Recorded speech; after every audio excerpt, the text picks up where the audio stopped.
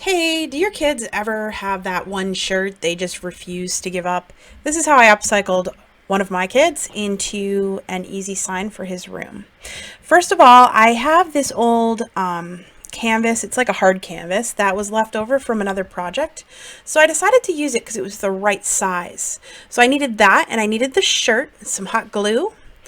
Cut around the shirt, leaving enough room to turn over the edges. And then I ironed the fabric, of course, next. So you just want to make sure it's the right size. And the next thing I'm going to do is grab some foil iron-on, and I use this to make a big no sign, kind of like the no smoking sign.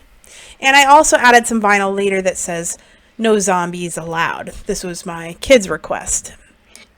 The iron-on that I'm using is a foil iron-on, and it's from Cricut, and I used my Cricut Maker and my Easy Press to put it on the shirt. If you need to know more information about the Cricut machine or how to use it, make sure to check out my blog, DIYDanielle.com. So the next thing I want to do is just flip over the shirt and place the canvas on top, and I can take a small dab of glue and go around the outside. Now, I started at the top and pulled the shirt tight over the glue. And then I went to the bottom, and then I did the two sides. And that way it kind of evens out so you don't end up having it be a little crooked. When you're finished all the sides, you can cut off any extra that you have and just toss those pieces.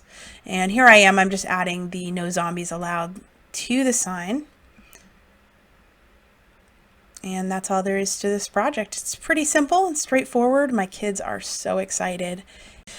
Just understand that this is a very thin canvas I'm using, so of course I'm using something called a command strip to hang it up.